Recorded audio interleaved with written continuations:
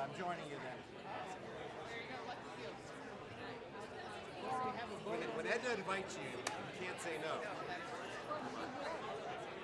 You want me to sit? I'll sit with you.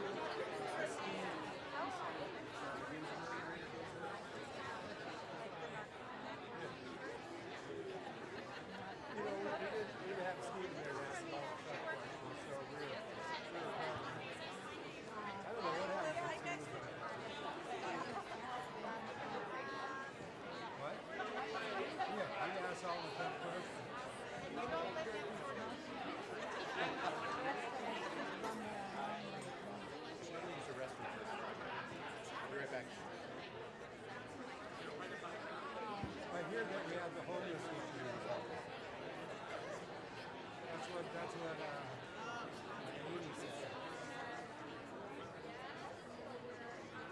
And you are? Okay.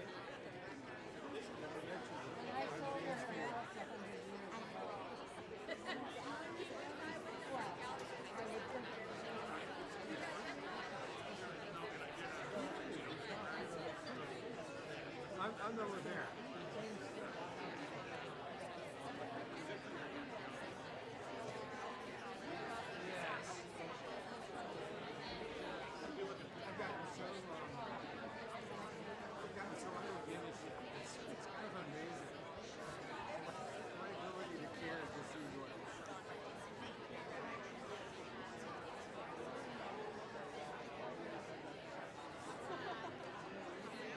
All right, everybody, welcome to the Chamber Luncheon, the State of the City Chamber Luncheon. Thank you all for coming today. For those of you that don't know me, I'm Priya Jaydev. I'm the president of the Chamber Board this year. We will all start out with a couple of thank yous. I want to thank First Federal, who is the sponsor for the luncheon today. And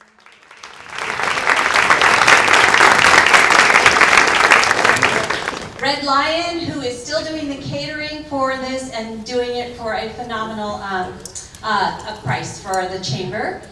The Field Hall, which is the venue, as you know, and Sunflower Cafe, which is a local Ukrainian bakery that is providing the desserts today. So thank you to all of them. And then I also want to start off by saying that our goal is to have Nathan up here at 12:05. So we're going to work for that with our scheduling today. I'm going to start off with asking if there are any new folks or anyone that would like to stand up and introduce themselves. But we normally don't have this many people, but we do have this many now. And this is going to be fun, getting through the chairs. It'd be nice if I was a little skinnier.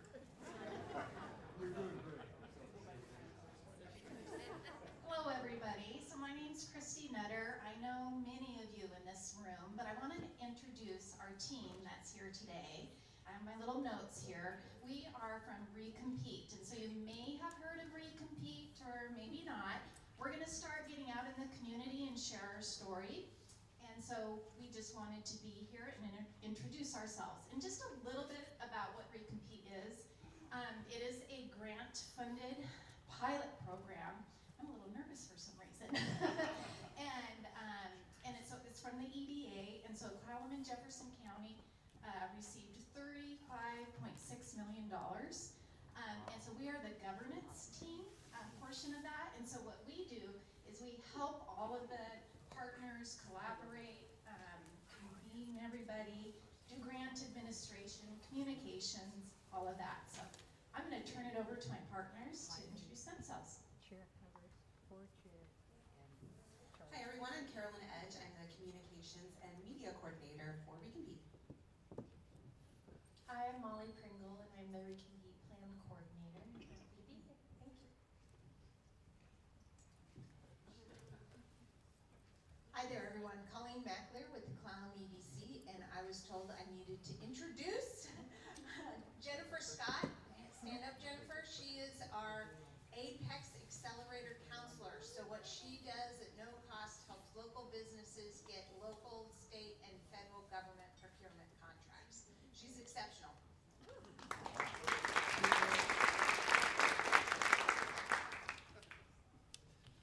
Thanks, Colleen.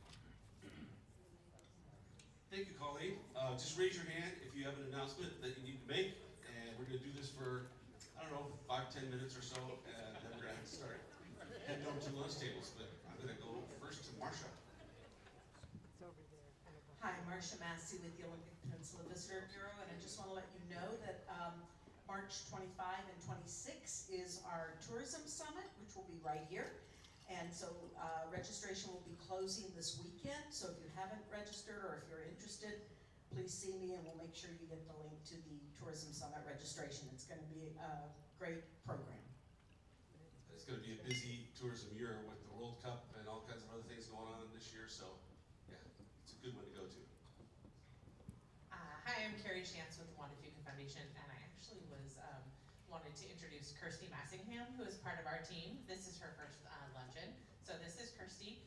We have a couple events coming up. One is actually on Saturday here. It is a partnership between JFFA and Field Hall. It's a candlelit show with a longtime favorite in this community and at our festival, the Sam Chase, and we still have tickets available. And then also we just announced our lineup for the Wandafuka Festival for 2026, which is Memorial Day weekend. So check that out, jffa.org. Awesome.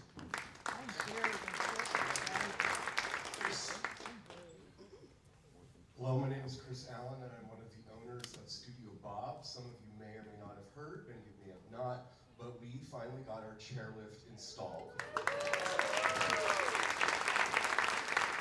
9 long months of just delightful experiences and interactions with lots of different folks, but it's here, so we have increased accessibility to the space. If you know people who have been wanting a chance to get up there, now's the time to do it. In addition to that, we've been expanding our community fundraising opportunities. So we have our drink and draws, which is happening tomorrow, and we will be benefiting the Port Angeles Food Bank. But there are sponsorship opportunities for any of you wanting to raise money for your favorite local organization. We are now also hosting the 4th Friday film series, where we have a film, and any donations to watch that movie go to an organization of our choice. And this month we're raising money for the Port Angeles Community Players with a screening of Charade, starring Cary Grant and Audrey Hepburn. For all of our other things, check out studiobob.art. Awesome. You should have just passed it to your partner there right next to you, Chris. Hi there, my name's Nikki G. I'm new here to the PA community. I just started a YouTube channel called PA Today, just to highlight local artists and musicians, because not a lot of people know about this place. I didn't know about it either. Seattle gets all the love, but it's time to turn this place into the new San Francisco. This place reminds me of San Francisco, but I've been working with Chris here at Studio Bob and Roxanne at the Hub. We'll be doing a 2-day music festival next month called Resound, and it's on the, April 18th and 19th. We'll have musicians along the waterfront and also at the Hub. So please make sure you support both venues. Thank you. Thank you. Jen. My name is Jen Swanson. I'm with the Field Arts and Events Hall, and I want to say thank you to Nathan and the Chamber for having the event here today. It really made my commute very lovely, so thank you. A reminder that our 3rd annual gala is coming up on May 15th. There are some postcards at the bottom of the stairs on your way out. Please take one. The circus is coming to town. You don't want to miss it. We also have some sponsorship levels still available, as well as some tables available. So hope to see you there. And then I'm going to pass it over to our Executive Director, Steve Rader-Dinsberg. Hey everyone, I have some exciting news to share. We've been keeping a secret campaign going on for a while, which is our All In Capital campaign. We are now crossing over and making it public for everybody to know, and the reason we are doing that now is we've achieved out of a $12 million campaign, $10.1 million, which means that we have fully paid this building.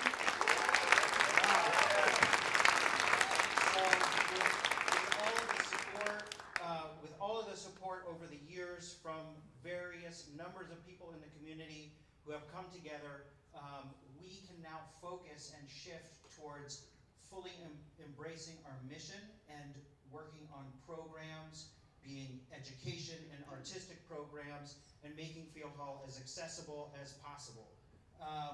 So you can see more information about that on our website. It is called the All In campaign because we are asking all people to get all in and help us finish and achieve that 1.9 million gap where we're at now. And we're done with our campaign, and there will be many more to support throughout the community.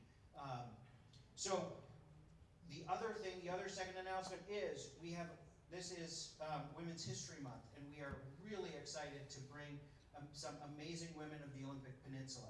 So we have Colleen McAleer, we have Frances Charles, and Alda Seabrins to tell some of their life story, and the conversation is moderated by Kate McDermott, our pie lady here, who's also an amazing Thai lady and woman. That is March 24th at 6 p.m. It's free to everyone, so we hope to see you here. Hi, I'm James Taylor from the Port Angeles Business Association. We have meetings every Tuesday morning, 7 o'clock, 7:30 at Joshua's. I try my best to bring in interesting speakers. Unfortunately, I'm just bringing in Kelly this week. But we do our best to really present, the best of Port Angeles. All right, thank you. Thank you, James.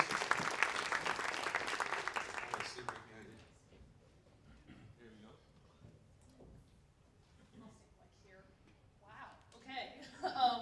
So I'm with Jessica Neeson with Habitat for Humanity.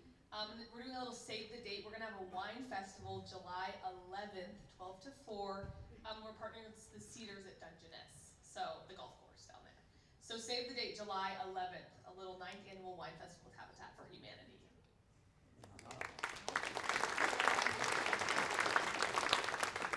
Thank you. Okay, Kelly, and then we're gonna hear from First Fed, I think, here in a minute.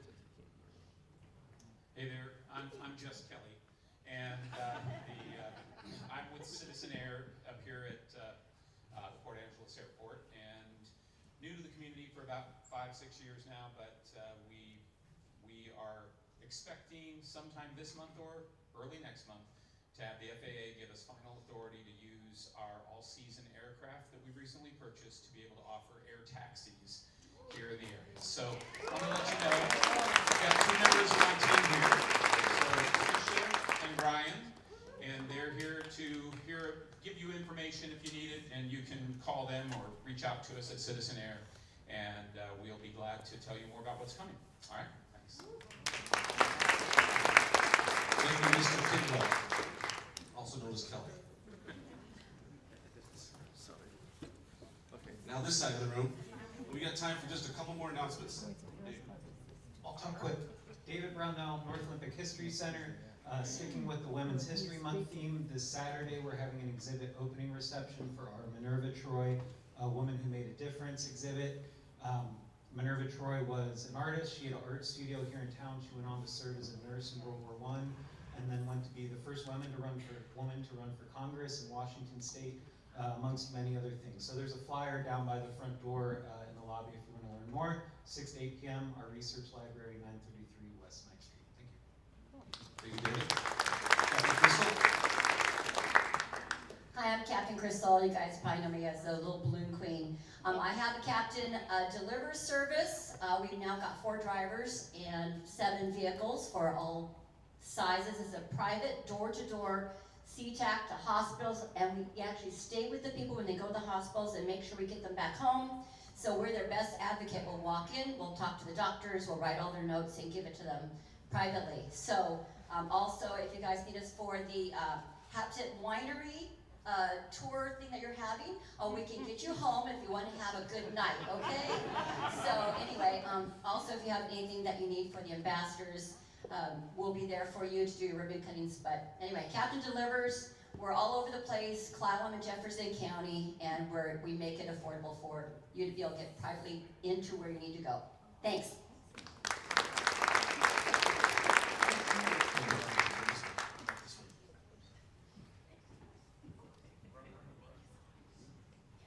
Good afternoon, everyone. Good to see you. Just a reminder that Peninsula Behavioral Health's annual auction is coming up on Thursday, May 7th. It is going to be here at the fabulous Field Arts and Events Hall. Our speaker this year is Lauren Sisler. She is a phenomenal ESPN sportscaster and has her own story to tell. And the theme of this year's event is Strength in Every Story. So we hope that you can join us, and tickets are on sale now. Thanks. Okay, this is the last one. Hello, my name's Karen. I'm with Harper Ridgeview Funeral Chapel. We are sponsoring an educational event with our friends at Return Home about terramation, or natural organic reduction. It's going to be at the Port Angeles Senior Center at 2:15 p.m. on Wednesday the 18th. because it's right after St. Patrick's Day, so it's a green way to go. So let's keep looking into that. Thank you.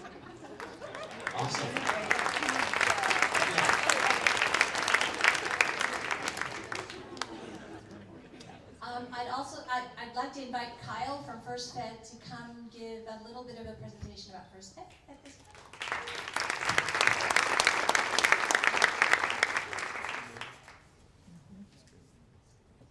Thank you. It's a little bit bigger group than the normal chamber meetings, so it's good to see so many people who care about the future of Port Angeles. I know everyone's waiting for Nathan, so I'm going to keep it relatively brief. For those of you who I haven't met, my name's Kyle Henderson, and I'm serving as the Chief Credit Officer at First Fed. And I just really wanted to talk about a couple of things and maybe give some shameless plugs. So, really the first thing is just the current state of First Fed. You know, we continue to be a community bank, and that's not a slogan for us. We were founded on the peninsula over 100 years ago. We still have our headquarters in Port Angeles.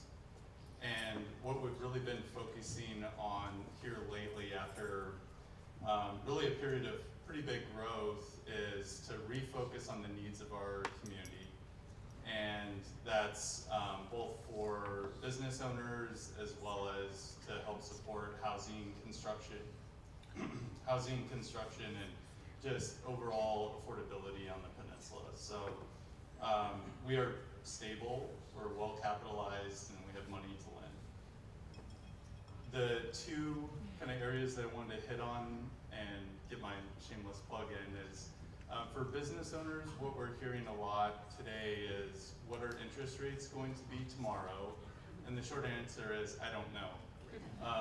And it's difficult to predict, but we're looking at ways to make that a little bit more predictable for business owners. And on some of the slides here, we do have a loan product for businesses to either build, buy, or improve the building they may be operating in. One of the pieces of flexibility or predictability there, though, is that if interest rates go down in the near term, there's the ability for the loan payment to move with that. Or if interest rates go up, it is still fixed. So business owners can know what their equivalent rent would be or mortgage payment for that building. Rates are also lower than they've been in several years, which is nice. So it's making the prospect of buying the building more attractive. For businesses that do not need to borrow, we've made some recent investments in just cash management tools that are available online. And then in terms of housing, we have a few different things going on, a lot of partnership happening with local agencies for not only affordable housing, but workforce housing and giving people the ability to access equity in their home to either improve their home or add an ADU. So a lot of different focuses there. I would say that we're not only a capital provider though. Between the bank and the First Fed Foundation, we've given over $10 million over the last decade to local nonprofits, and our employees have contributed over 25,000 hours of volunteer time just in the last 5 years. So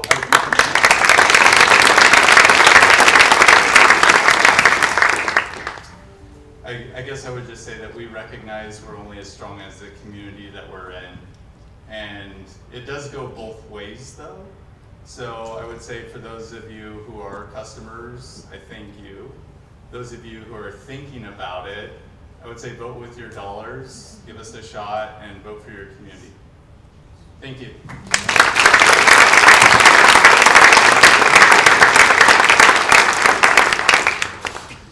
Okay, with the size of the room, we're going to do something a little different. We're going to do waves, and I'm going to ask the first 3 tables to go over for the buffet lunch, and then I will get the next set as soon as you guys wander over.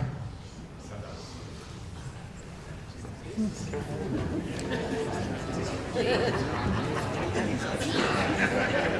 wife away from the same room. That's all we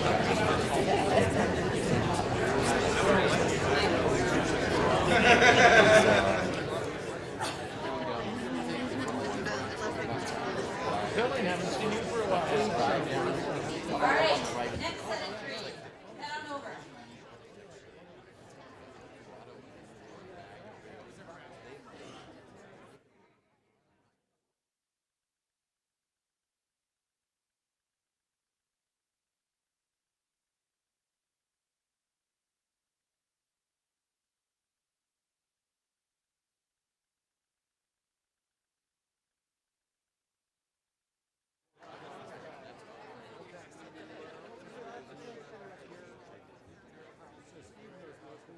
All right, this set of three tables.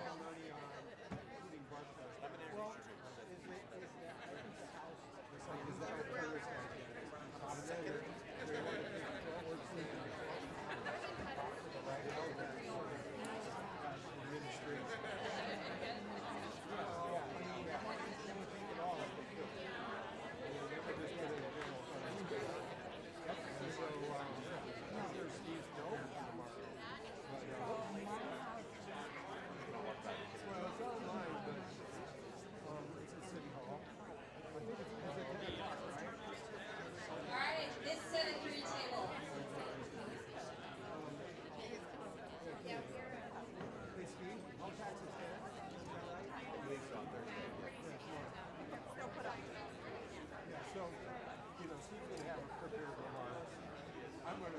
I've already made all my remarks, really. You can always go to the back and get a plate.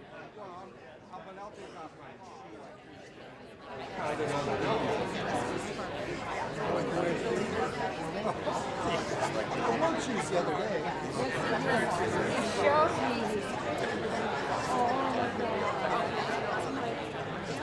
but I just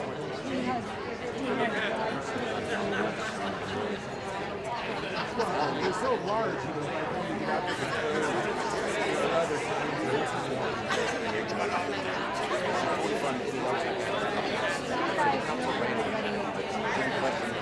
I'm Danya. Hi.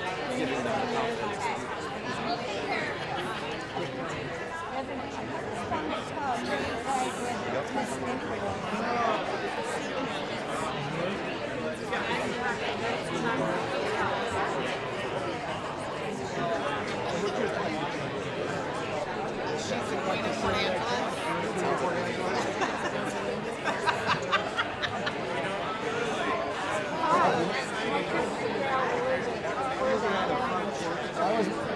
Who is that? We graduated from high school together. We're Sorry, well, Lindsay's a year older than me.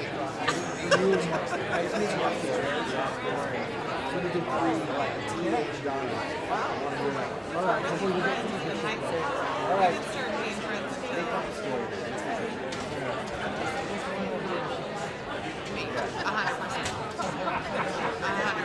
And I mean, I'm still a little bit of a loose candy. So. That's not true. I was born in 80, so it wasn't 81.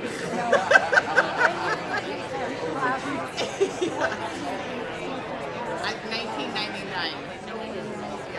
All right, next set of three tables. No, I did not work for anyone. Everybody else is better than No, I worked for Red Lion in some capacity. No, I work at First Bank. You got drug away to the better life.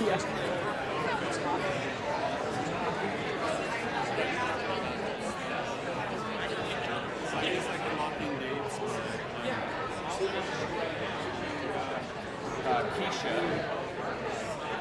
And hey, Keisha.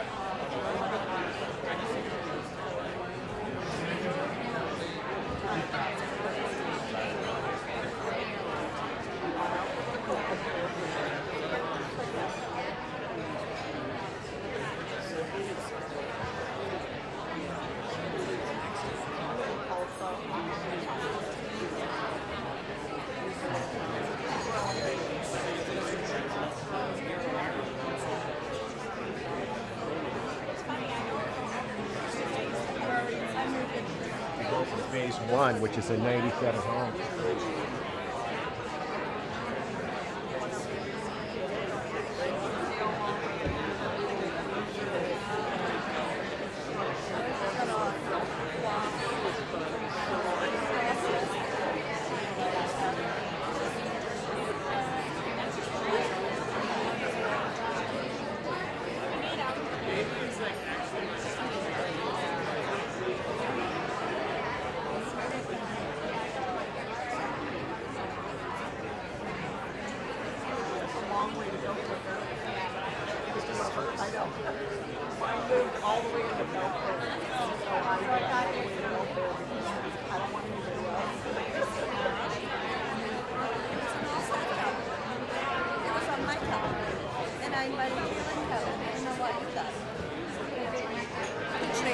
Okay, I'm gonna have the next set of 3 tables. Head on over.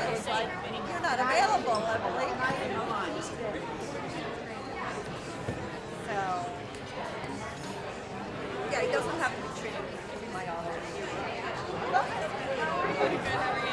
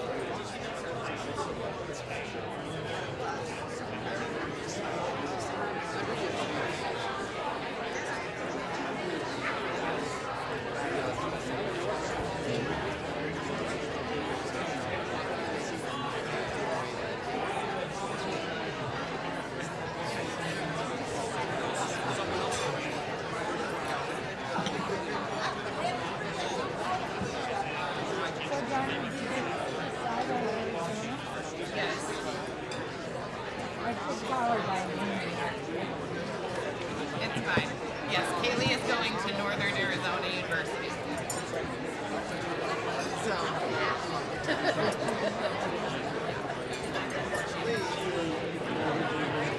Yep, let me give you, I have a card.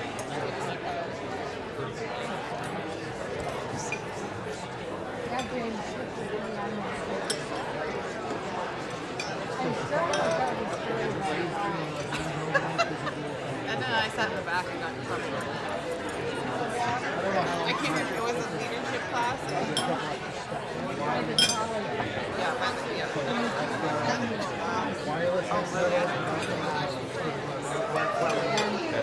Whatever it's called.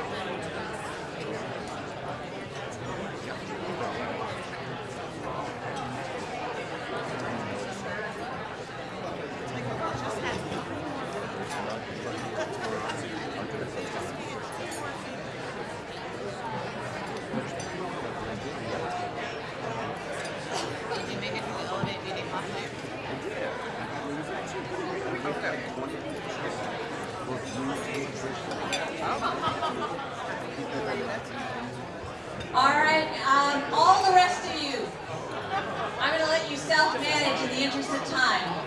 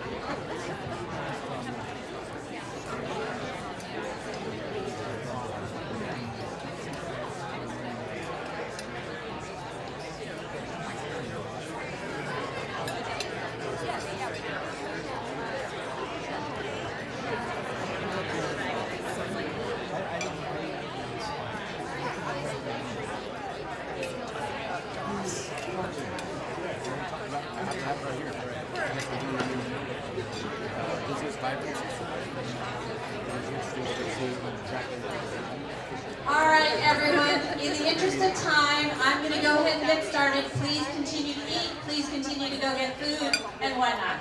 But I want to say welcome to the State of the City presentation. We have Nathan West here, who has been with the city for 21 years and in the position of city manager for 8 years. His presentation will potentially go longer than past 1 o'clock. If you have a prior commitment and you have to leave, please feel free to do so, and we will not consider it a commentary on the presentation. With that said, I want to welcome Nathan. Thank you for doing this.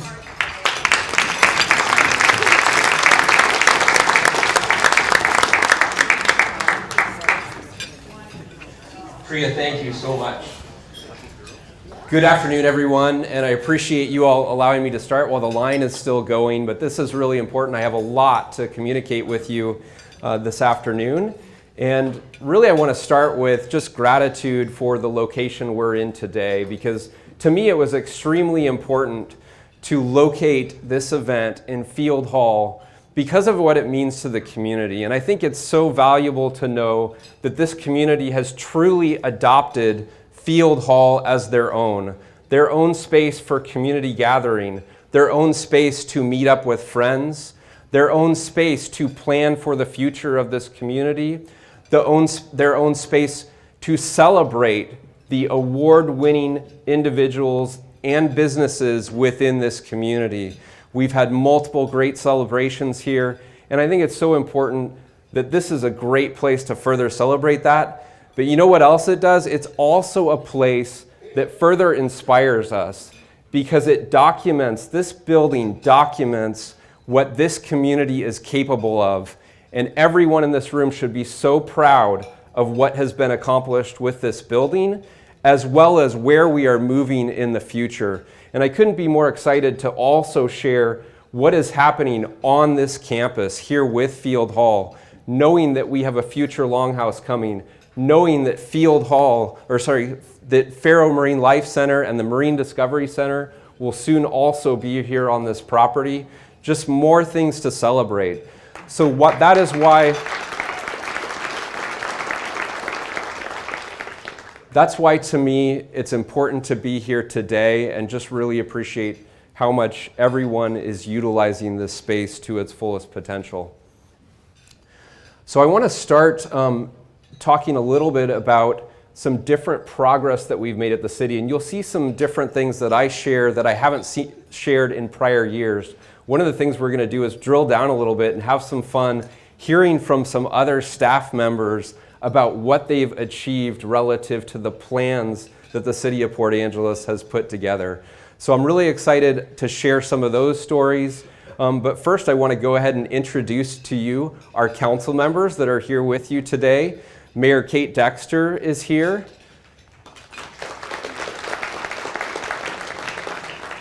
Councilmember Mark Hodgson. Councilmember John Hamilton.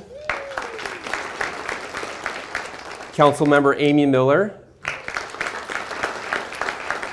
Councilmember Drew Schwab. And Councilmember Latricia Suggs. And Deputy Mayor Carr was not able to be here today, but I'm sure she's either watching live or will be watching later. So I also want to take the time to recognize City Attorney Bill Bloor and express gratitude for his 22 years of service at the City of Port Angeles. Just really grateful to Bill and all that he's done for the City of Port Angeles over those years. And this is also an opportunity to recognize that he has had 50 years of service to local governments in Washington State and was recognized. You'll see in the left-hand picture that he was actually recognized by the Washington State Bar earlier this year with his daughter Kimberly. I also need to take the time today to introduce you to someone really important to the city leadership team, and that's Shada Sahandi, who's our new city attorney.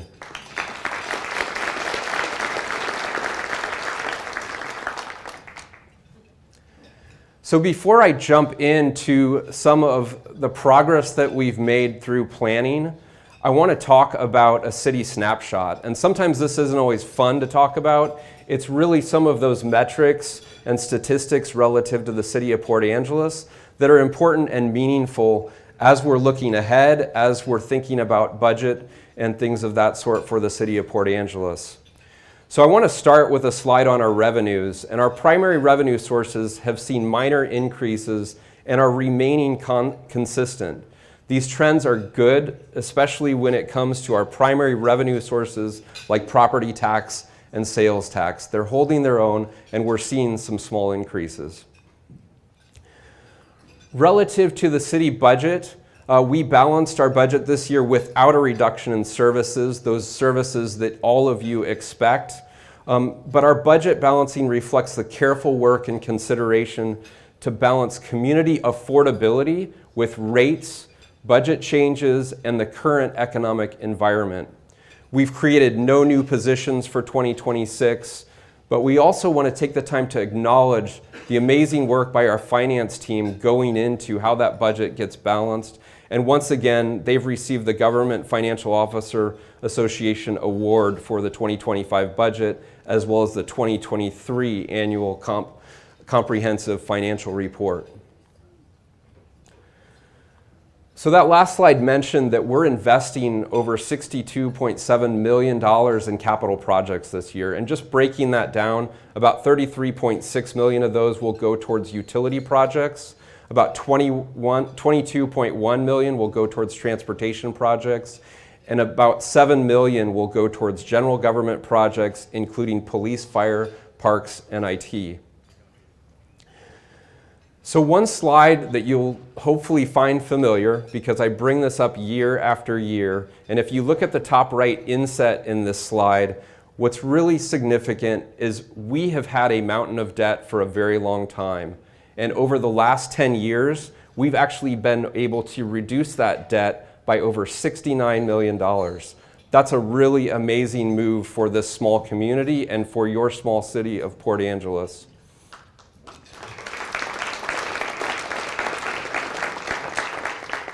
You'll also see in the main graph that our finance department continually works to refund bonds and find ways to pay off those debts early. And that's a really important way to ensure that we are not burdened by financial obligations relative to interest. So one of the challenges that we've had since the pandemic is that we've seen large balances due in utility counts. And this graph illustrates that we're seeing some good progress, and I think that's a really good indicator to know that since this time last year, we've seen that balance drop about 33%. That indicates that there is ability to pay in our community, and things are actually getting better. I also want to share that in 2025, we saw about 529 permits, which is a big number in overall permits. They were valued at over $80 million. At the same time, as you know, one of our primary goals is housing units. We did see the number of housing units drop by about 43 in 2025, and we're going to continue to work to make better progress on the number of housing units implemented in the city. So I want to talk about housing price increase. And fortunately or unfortunately, our housing price is also increasing, which is not good for affordability, but it may be good for improving the Port Angeles housing market and encouraging new construction. For 2 straight years, we have exceeded state and national averages when it comes to housing price increase. So I also want to share that our median housing valuation is above the national average, but significantly lower than the state average, making Port Angeles more affordable than other jurisdictions throughout our state.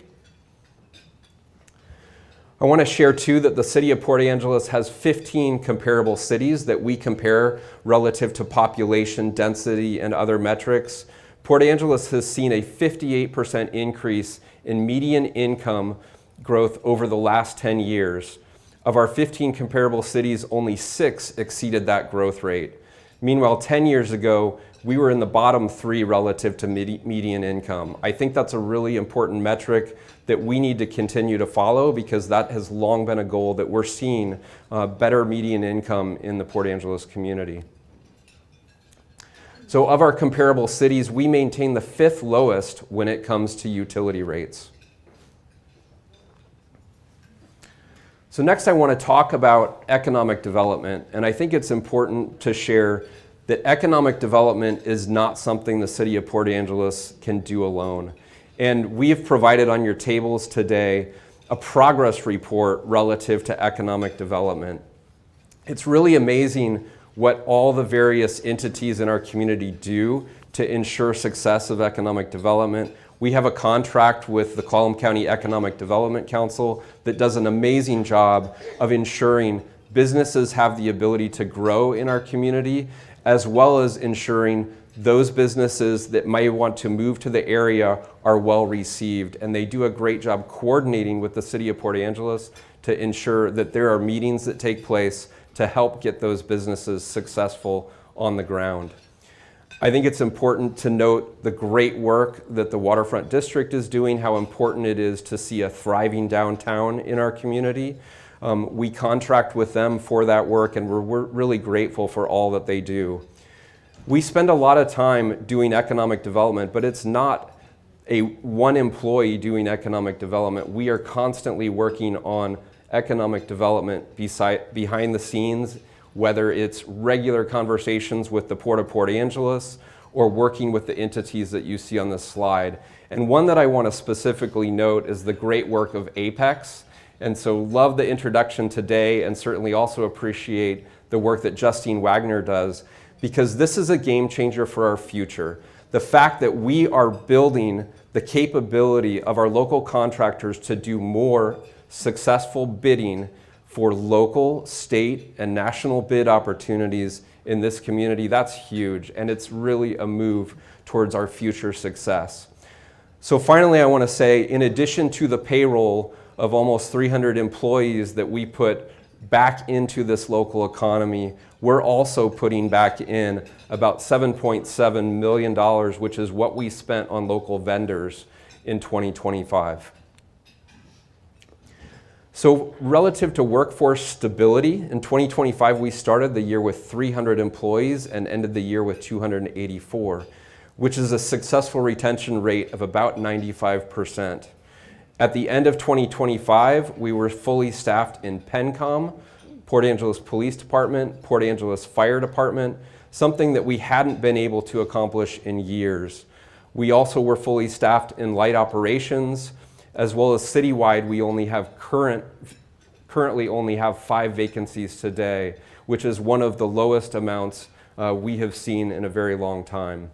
So in the slide, you'll see one of our newest officers. His name is Logan Bennett, and this is Chief Smith congratulating him after he just completed the Basic Law Enforcement Academy graduation. So it's always important to talk about our challenges, and we have a lot of very significant challenges as a community that we need to overcome. And to start with, I think number one on the list is public safety. Ensuring our public safety services have the funding and resources they need to do the services that all of you expect. We want to ensure that we have a safe and crime-free community.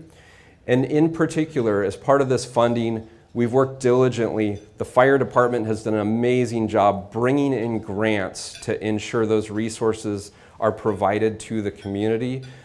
We're also ensuring that we are taking the time to discuss and look at ways that we can further provide funding for our police department. And on April 24th, we're actually going to hold a council work session to discuss the opportunities that were built into State House Bill 2015, which provides a number of methods for us to provide additional funding to the Port Angeles Police Department. We are also needing to focus on criminal justice challenges. We've had a 10-year contract with Clallam County. Clallam County has let us know that they need to charge an additional $2.5 million in order to balance their budget for those services. That is not going to be acceptable to the city of Port Angeles. We are committed, however, to working with them, as we prefer to contract with Clallam County for prosecution, for district court, for jail services. It makes so much sense that we work together towards that success, but we need to ensure it's fair to the Port Angeles tax base as we move forward. Aging infrastructure is something that we cannot leave behind. We cannot put off for future generations to pay the cost of aging infrastructure. So we're spending a great deal of time ensuring our capital projects are proactively addressing some of the challenging infrastructure out there. We are also focused on growing our tax base and long-term budgeting. To me, it's so important that we be able to sustain long-term the city budget that you see today, and making sure that we're covering those future needs that we have as a community. And I think the Economic Development Progress Report and those partnerships can really help us get to the right place relative to growing our tax base.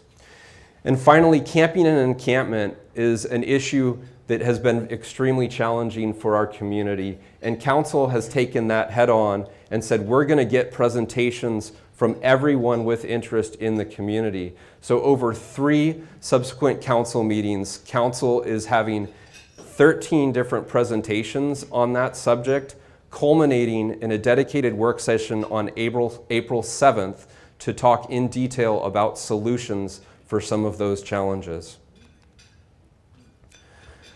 So now I get to talk about some of that planning that has developed into progress. And specifically, I want to take you back to our strategic plan. The strategic plan focuses on community resilience, housing, citywide resource optimization, and infrastructure development, maintenance, and connectivity. These are the 4 areas of priority in our strategic plan. And just to put the strategic plan in perspective, all of you participated in our comprehensive plan process last year.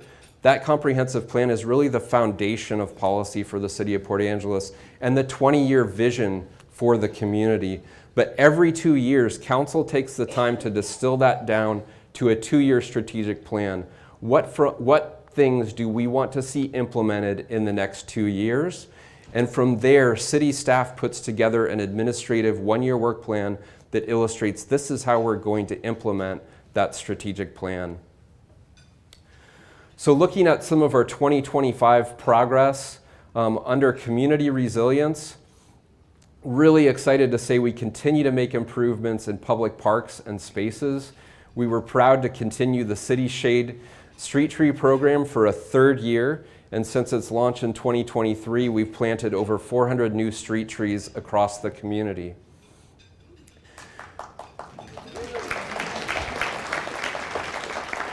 We've partnered with North Olympic Baseball and Softball to host the first state tournament at Lincoln Park in over 20 years. Several improvements were made to the park, including roadway and entrance enhancements, ADA restroom retrofitting, as well as a variety of signage, scoreboards, and other field-related improvements. And we extend our sincere thank you to North Olympic Baseball and Softball, the Port of Port Angeles, and Clallam County Parks for their partnership and collaboration to improve our ballparks and provide recreational spaces for youth athletics. So also want to highlight, and again, great partnership with Waterfront District. They've actually posted and highlighted the fact that we spent a great deal of time last year ensuring downtown was cleaned up. And thank you to Scott Curtin in our Public Works Department, who ensured we had downtown power washed last year. This is a big deal. It's part of ensuring that our community feels like a vibrant place to be. So health and wellness, Parks and Recreation is working to promote healthy lifestyles, reduce health disparities, provide access to care. Staff are working with local sports and activity-based organizations that promote health and wellness in public spaces. All parks, athletic fields, courts, and gyms are free to use for the youth of our community because of the interlocal agreements and partnerships that we have with Peninsula College and the Port Angeles School District. The following entities all are able to utilize these facilities for free, and probably many more, but certainly all Port Angeles School District sports, North Olympic Junior Babe Ruth, North Olympic Baseball and Softball, Port Angeles Youth Baseball, Port Angeles Youth Soccer, Future Riders Football, and Wilder Baseball, and many others are all able to utilize these facilities at no cost. So the Port Angeles Senior Center really does amazing things. They've hosted over 30 outreach and information events in 2025, such as blood pressure checks, legal advice clinics, and emergency preparedness fairs, just to name a few. And I'm excited to turn this part of the presentation over to Carmen Geyer, who's going to share a little bit more. Hi, welcome. My name is Carmen Geyer, and I'm the manager here for the Port Angeles Senior and Community Center for the City of Port Angeles. I'm joined here today by Shirley Buck, one of our most longest standing volunteers of more than 25 years. So volunteers help make this center what it is. They help keep our operations going, our programs going, and they donated more than 9,800 hours of service in this last year, which equates to more than 4.5 full-time employees. So we are very grateful for our volunteers. And so the mission of the center is to develop and manage programs to encourage physical, intellectual, and emotional well-being for those 45 years and older in our community. So come with me as we check out the Port Angeles Senior Community Center. Last year alone, the Senior Center offered over 68 programs and classes, like pickleball here.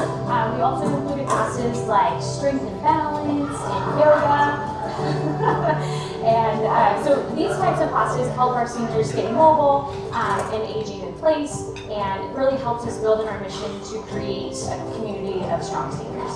In 2024, the City of Port Angeles invested in some major infrastructure improvements here at the Port Angeles Senior Center. We did this through upgrading our HVAC and added a new solar array to improve comfort, sustainability, and long-term savings here at the center. Behind me here is the battery, so we're able to run off that once we are connected to the grid for up to 3 days in the winter months and indefinitely during the summer. So these funds the city went out for and were awarded through the Washington Department of Commerce and through the American Rescue Plans Act, so ARPA funding, to help offset that cost. And so that upgrade is worth over $1 million. And so we're very grateful to the city for investing in this for our senior community to help keep us warm and cozy and sustainable. So the City of Port Angeles is fortunate to partner with Coastal Community Action Program. With this partnership, they offer Meals on Wheels and our senior lunch program. So for Meals on Wheels last year, they served over 100 households with 23,000 meals that were delivered. So these are for our homebound community members who otherwise wouldn't get nutrition services. So we also offer lunches Monday through Friday here, and so that's from 12 to 1, and so they serve upwards of 50 to 60 people, sometimes more during the holidays. And for some people, this is the only hot meal that they'll receive, and it's just a chance to sit down, have a connection, have a conversation, and just make time to be with one another. This really is a special place that offers great resources and connection for our senior population. Year after year, we've seen an increase in participation in our programs and services. And what this tells us is that we need to continue to nourish our community partnerships and still provide these services to our community. So if you're interested in learning more, please feel free to stop by for a tour. We're open Monday through Friday from 8:30 to 4, and we hope to see you soon. Thank you.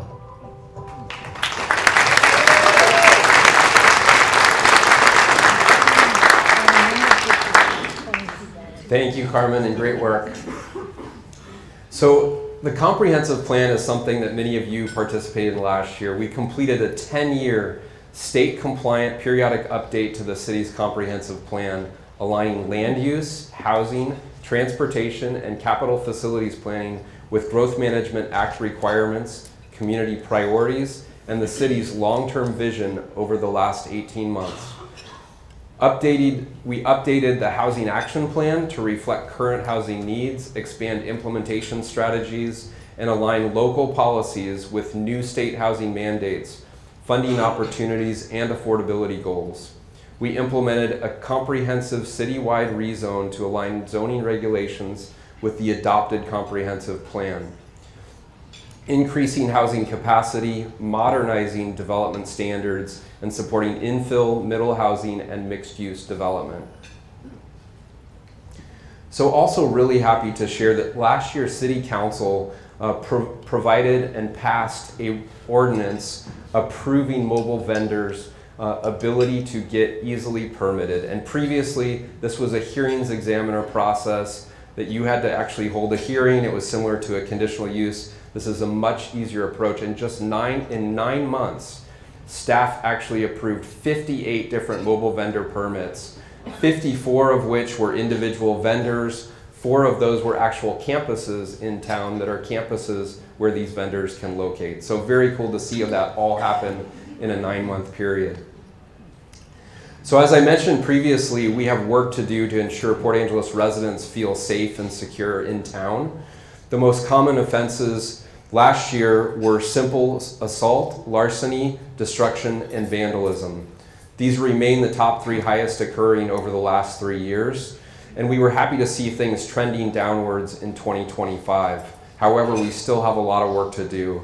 This is one of the reasons we will be focusing on additional resources for the Port Angeles Police Department and that the April 24th conversation that I mentioned. So the fire department has experienced continued growth in service demand, with total calls for the service increasing by almost 200 calls from 2024. In addition, overall call volume ambulance transports rose significantly by over 200 calls from 2024.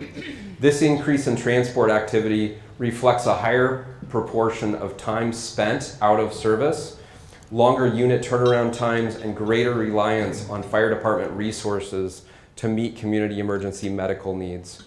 In 2025, the department continued to face cost pressures related to medical supplies and daily operations. But again, I want to emphasize what a great job the leadership of our chief and the fire department is doing to ensure we're actually receiving grants. And I have another slide that tells you about some of those grants.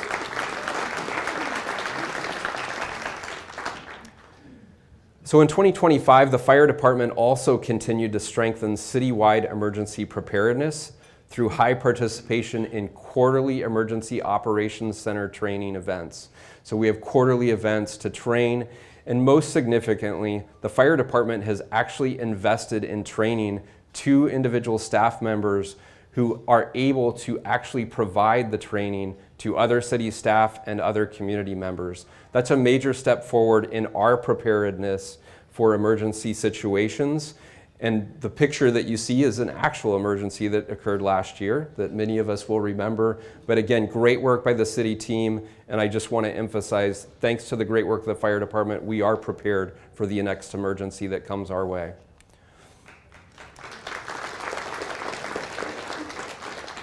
So it's important too that all of you are prepared. And I think the first thing that will help you be prepared is ensuring that you receive notice when emergency comes up or an issue comes up.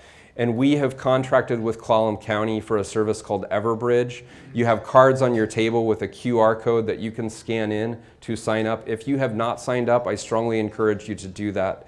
It is an easy way to ensure that you will be notified in the event of an emergency. So now I'm going to jump into housing.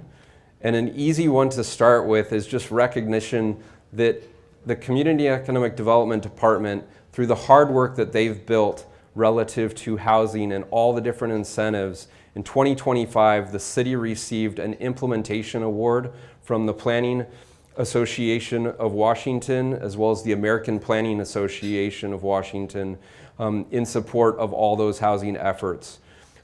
Over the last several years, we've supported over 20 units in receiving the multifamily housing tax exemption and distributed over $96,000 in housing grants.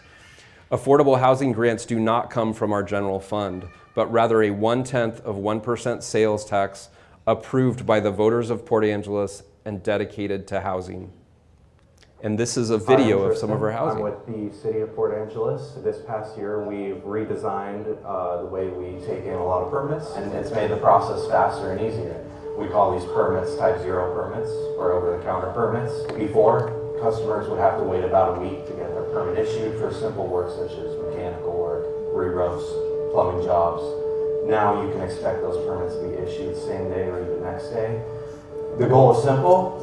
We're trying to remove barriers, increase transparency, and help people repair and build housing faster so projects can move forward without unnecessary delays.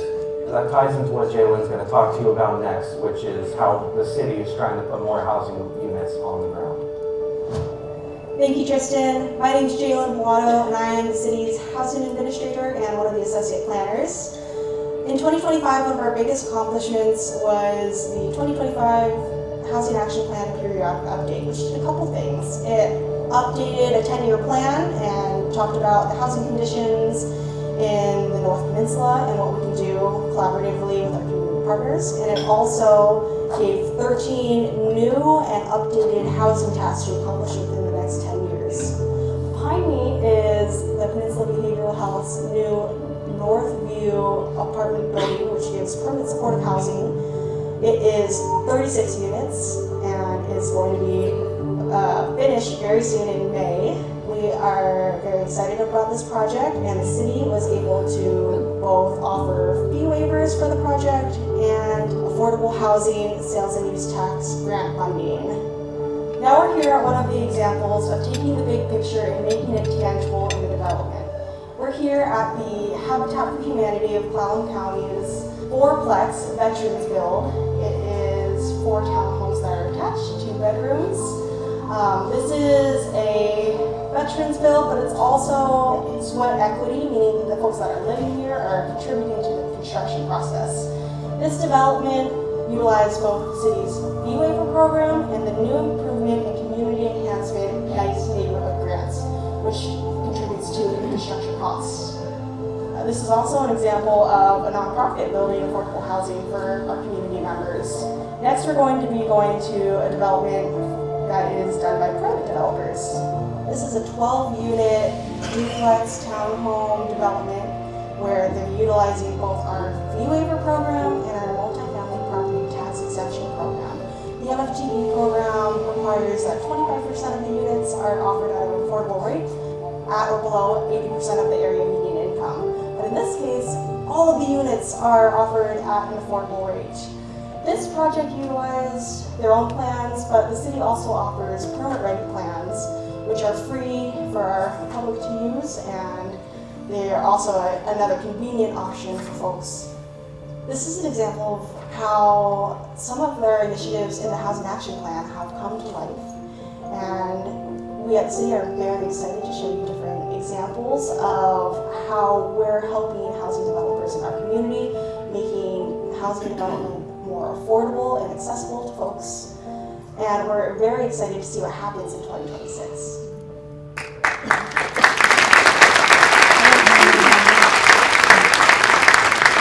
So I want to say a huge thank you to Jalen and Tristan for putting together that video and the great work that they do towards housing, and also wanted to make sure we thank Peninsula Behavioral Health for the amazing job they have done with that 36-unit building, as well as Habitat for Humanity and the hard work that they did to turn around an actual nuisance situation for the city of Port Angeles and successfully see that turn into a positive housing development.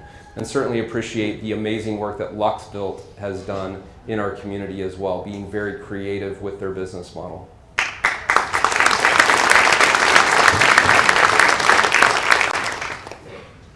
So one thing I'm happy to share is the city was one of the first to successfully implement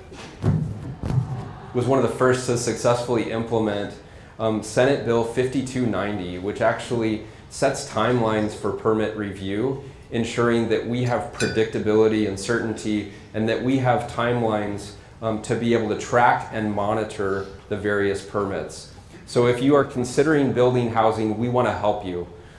Each table has a few of our housing program flyers. Please take one and reach out to our team, and we are ready to help you succeed. So I'm going to jump into our focus area, which is citywide resource optimization. And that very much is about grants. A goal of our strategic plan is to see 50% of our capital budget funded through grants. The city received a total of $4.3 million in grant funding in 2025 for 15 capital projects. This is about 37% of the total citywide project spending and about 49% of the general government project spending. The Public Works Department alone manages 30 active grants worth over $41 million. And this is Tim Hayes, our city engineer. City transportation engineer. We're here today on N Street, taking a look at one of our streets that's pretty distressed. In the past couple of years, we've planned a couple of treatments for this roadway. We started off with an idea for a chip seal, something that is generally intended for preserving streets that are still in good condition. This roadway is no longer in good condition, so we needed something a little more robust. The street really requires full reconstruction, which is an expensive proposition, often costing the tune of millions of dollars for a 9 or 10 block section of N Street like we have here.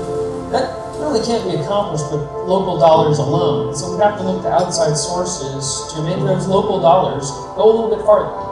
The Transportation Improvement Board has awarded the city of Port Angeles funds to reconstruct N Street.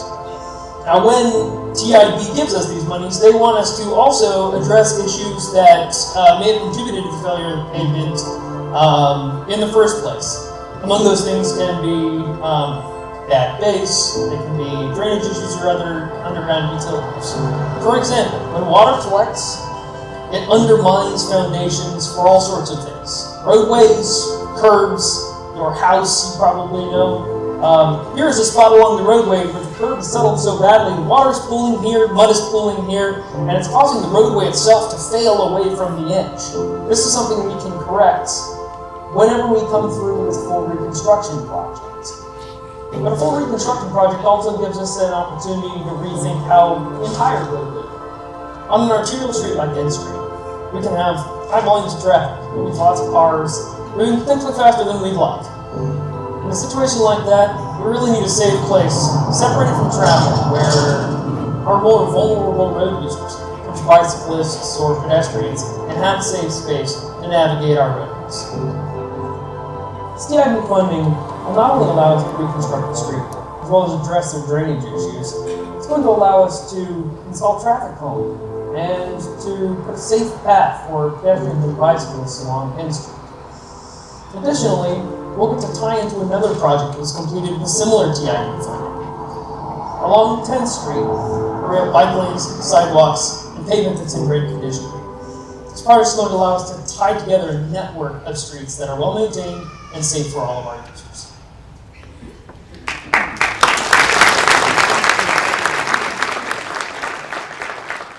Thank you, Tim. And I'm going to continue talking about some of the amazing grants that we've been able to achieve at the city. One of them is a $582,000 grant for the new scoreboard at Civic Field that was implemented last year. Really excited to see that. I think those of you who were at Civic Field with the old scoreboard, not very legible, and oftentimes you could not tell the score. So I mentioned the fire department's work with grants, and I think more than any department, they probably have the most variety relative to the different grants that they've brought in. And I think this slide is a great example of the diversity, as well as just the difference in different entities that have been able to support them. We heard earlier about the First Federal Foundation. They've stepped up to help support the Port Angeles Fire Department with certain needs. Clallam County's Behavioral Health Advisory Board has also stepped up.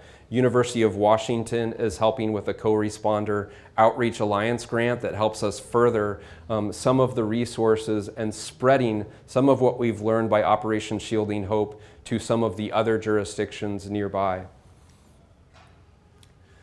So another project that's extremely important to us is the intersection of Highway 101 and the Tumwater Truck Route. And this project has been in the State Transportation Improvement Plan since 1999.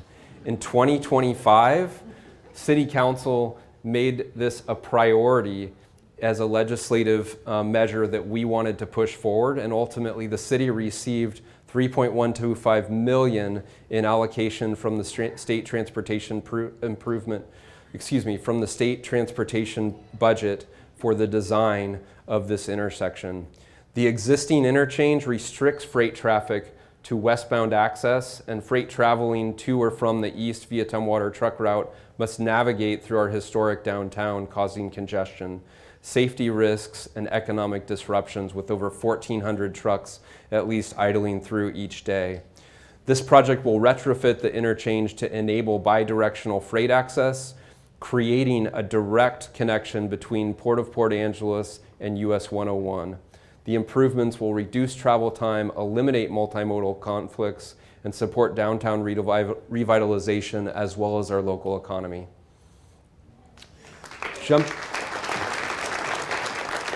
Jumping into infrastructure development and maintenance.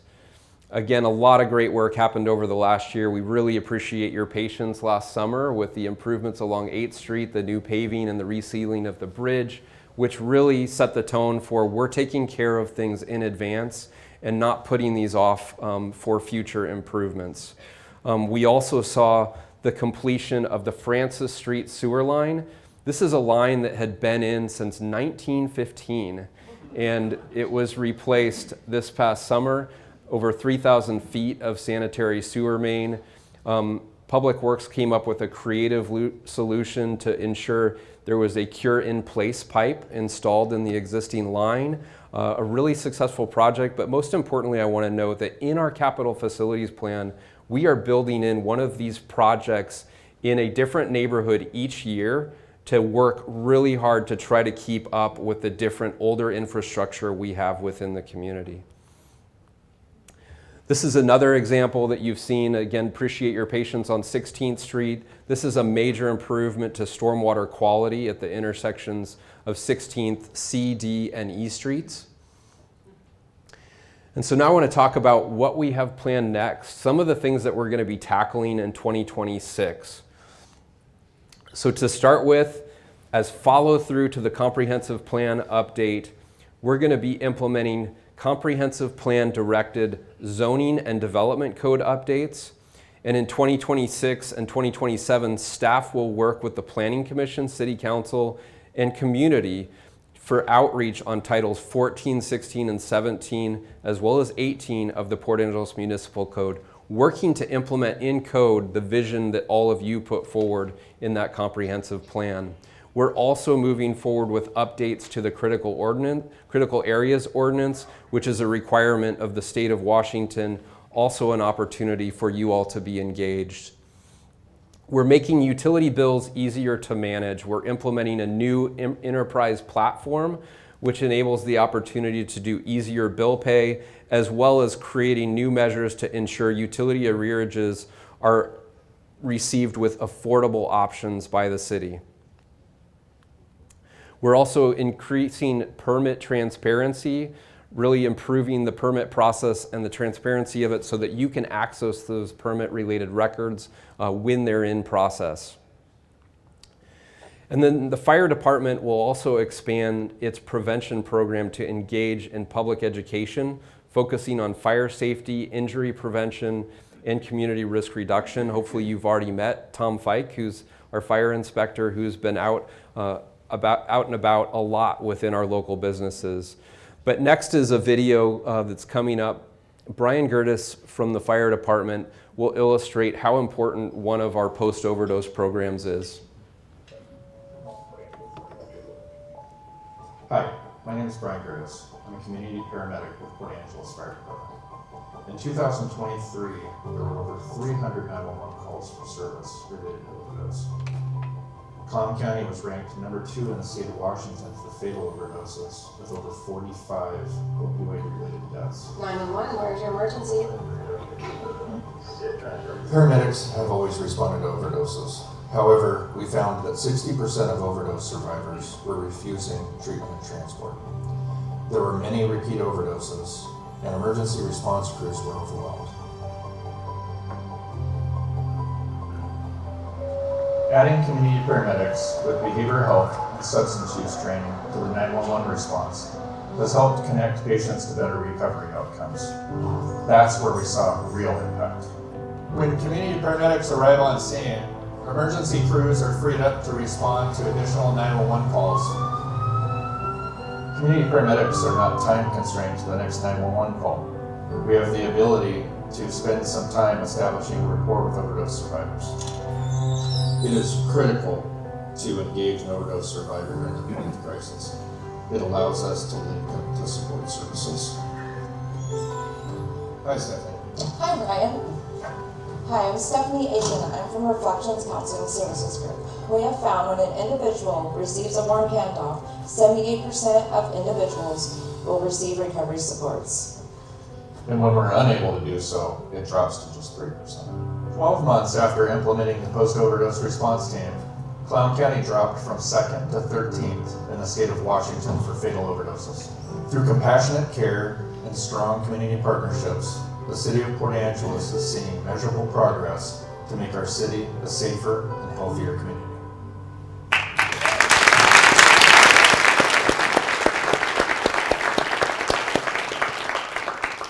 And thank you, Brian, and the fire department for the great work with that. So next, I want to talk about the multifamily housing pilot project that we have planned. The city's secured nearly $2 million in state grant funding to lead the pre-development of a high-density multifamily mixed-use pilot project at 935 West 10th Street. And the RFP for design is out on the street with more updates expected later this year. Another major project for 2026 is the A Street Basin, increasing sewer capacity constrained areas throughout the west end of our city. This basin has received about $1.39 million in grants so far, and we're really grateful to Clallam County who put forward opportunity funding to make this a major success. We're also really excited about the many community partnerships that we have throughout Port Angeles. And I think I mentioned some of this earlier, but as you look at the various slides I've had today, I think you'll see well over 40 entities mentioned. And it just illustrates how well we work together as a community and how many entities it takes to actually help the city move us in a forward direction. We couldn't be more grateful. Some of the partnerships that I want to highlight is a partnership that we have with Lower Elwha Clallam Tribe working to restore Ennis Creek, ensuring that we are taking on the downstream restoration that needs to take place in coordination with the WashDOT restoration that we've seen take place at Highway 101 upstream. That's just one example. There's many other examples with work that we're doing with the Port Angeles School District as well as the Port of Port Angeles to move forward some really important projects.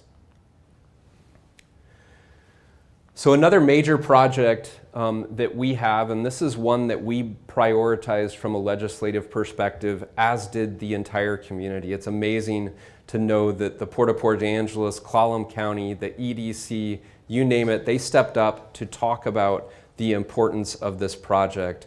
This is a sewer extension that Lower Elwha Clallam Tribe has designed, which actually extends sewer from Milwaukee Drive south to Highway 101. It's a major benefit to what many of you all participated in discussing about the growth of the west end of our town, the industrial and commercial needs we have in this area. Really big deal. And I just want to mention today, as I was preparing for this, I got a really special message from Colleen McAleer to share that we got word that the State House and Senate budget have been combined, and we now have seen this funding come forward. $3.3 million in the state budget, so couldn't be more excited.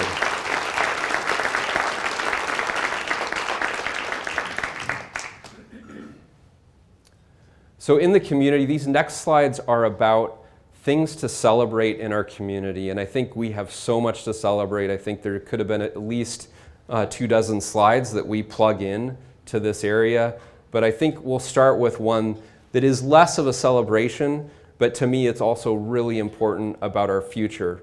And the Rainier site, I think what I want to highlight there, we have not had considerable updates on this project. We have many concerns about this project, but what I am most grateful for is the community stepped up. All of you put in comments as we had the public engagement process last summer.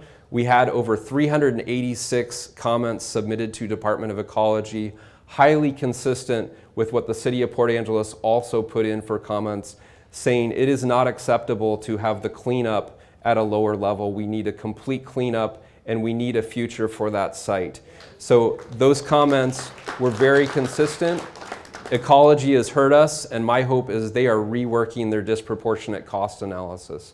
I think they will share with us that their disproportionate cost analysis, unfortunately, in 2024, the code was actually changed in the Model Toxics Control Act to eliminate the weight in that metric of public input. And so whether they actually change, it's going to be, we're going to have to watch and see, but it's something that we as a city are going to be highly focused on, paying attention to, and ensuring ecology does the right thing. So really excited to see the return of Arts in Action. Thank you, Carrie and Rose, for making that happen. Really excited that that event, after almost 10 years, is coming back. And just want to say thank you to all of our different event proponents. We have so much to be grateful for as far as the variety of events and new ideas that come forward that are supported by lodging tax in this community. Last year I shared with you a list of our new businesses, and we had about 24 last year to share. This year we actually had 2 more. We had 26 new businesses, and this is a list of those different businesses we saw open their doors over the last year. Really excited and grateful to have them.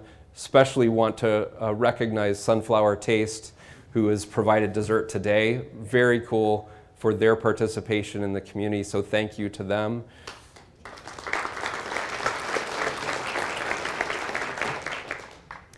And then one that I'm extremely excited about, as over 20 years as I've done a variety of planning processes within our community, I have heard over and over again, we need more things for youth to do. And I couldn't be more excited to share that we have Airtime Arena Trampoline Center that's getting ready to, and hopefully all of you are getting ready to jump, climb, and play. I know I am. It's coming soon to Port Angeles Plaza. What's really cool about this is the business proponents are 2 individuals that grew up in Port Angeles, and they're coming back to reinvest in our community. Couldn't be more excited about it. They will have a full Ninja Warrior course. They will have 5 and under play area, a 12,000 square foot trampoline court, dodgeball courts, a climbing wall, a foam pit, private party rooms, and concession areas. So really excited, and I hope we all get to learn a lot more about that fun opportunity.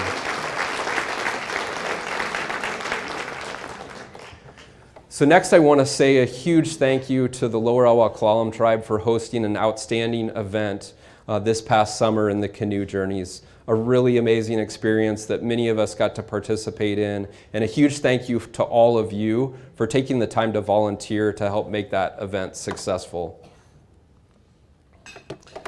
So one that I also am extremely excited about, I mentioned it earlier, and I know Melissa is here today. To me, it couldn't be more exciting to see, after the many years of work that has gone into the new Marine Discovery Center, that this is coming to fruition. This is the joining of the Ferrero Marine Life Center with the Olympic Coast National Marine Sanctuary, and they're clearing the final hurdles of fundraising to move this project forward. The graphic is the latest schematic conceptual design, and not only will it continue the excellence in nearshore education for our youth, but it will also contain a seabird exhibit. Who doesn't want to see puffins and harlequins up close? So the Marine Discovery Center plans to break ground in 2026. So our community has been pushing for improvements to our schools for over 2 decades, and thanks to the Port Angeles School District and community support, we now have a solid trajectory on the improvement of 3 Port Angeles schools. Hurricane Ridge Elementary, Port Angeles High School, and Franklin Elementary. Couldn't be more grateful to the school district to make this happen, and we're really excited to see Hurricane Ridge Elementary going vertical.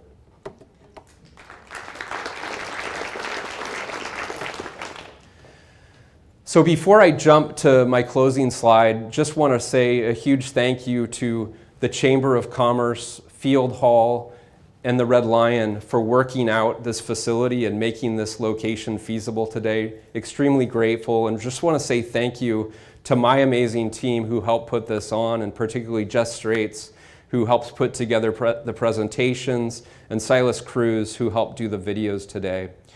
I want to end, though, with a challenge, and this will be no surprise to you, to those of you who have seen me do this presentation before. I always want to leave you all with a challenge.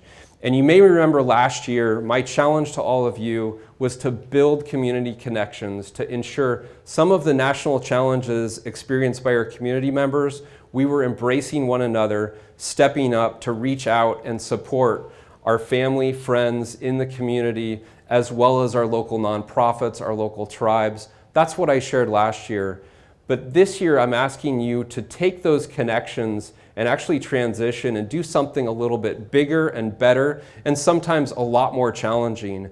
And that is to reach out to your friends, family, and others in the community that you're aware of that are out there behind their computer screens, making negative comments about our community, and challenge them to take that energy and convert it to action on behalf of our community. I know all of you in this room already do that. You're already putting your energy in the right place. But let's challenge others to do the same thing. Let's get out from behind those screens and make sure we're actively contributing. I think a great first way to do that is the Big Spring Spruce Up coming up on May 2nd of this year. Would love to have everybody show up for that. Also, we've got the job fair coming up on March 18th.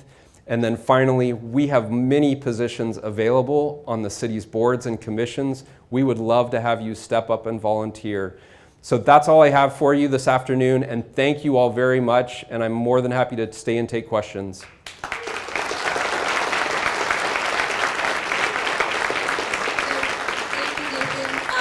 those of you who have questions, maybe we have a couple minutes. I can bring you a mic.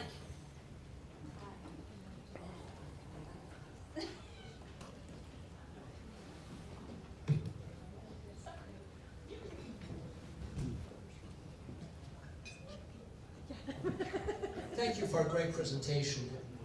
My question is, often there are things coming down from the state that make your job a little more difficult, whether intentional or not, but that's the effect, whether it is indigent defense changes or regulations that make housing more expensive, prevailing wage, make public works projects more expensive. What are the things that you see as the biggest obstacles, and where can the local business community, the chamber, the business association, and community members perhaps help the city, help you in making that clear to our legislators, agencies, courts, whoever it is that is making your job more difficult to make the city a better place? Thank you, Kai. That's a great question. That's one that has been on our radar for a long time. That is really important. And today I will say I couldn't be more grateful for our state legislators and the support that they've provided to this community.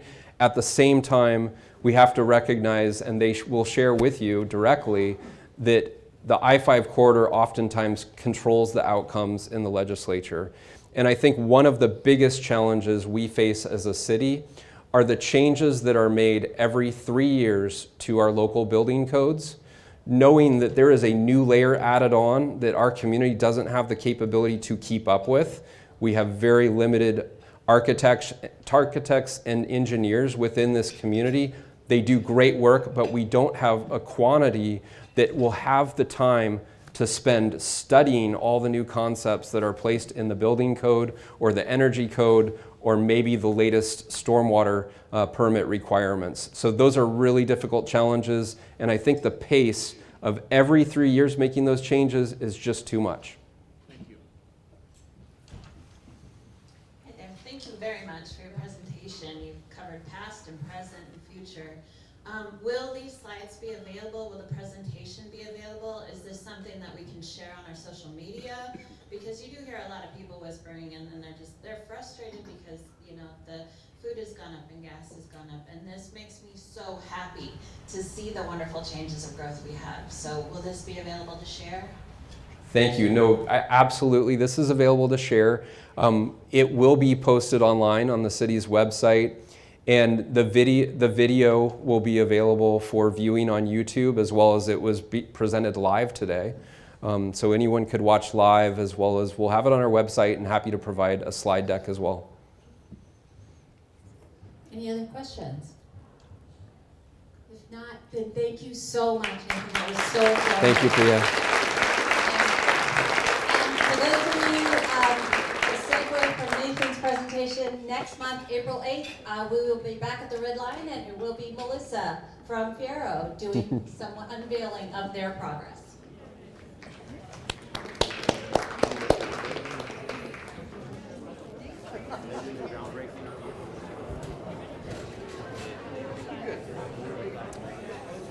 That works? Great. Yeah, it's fun.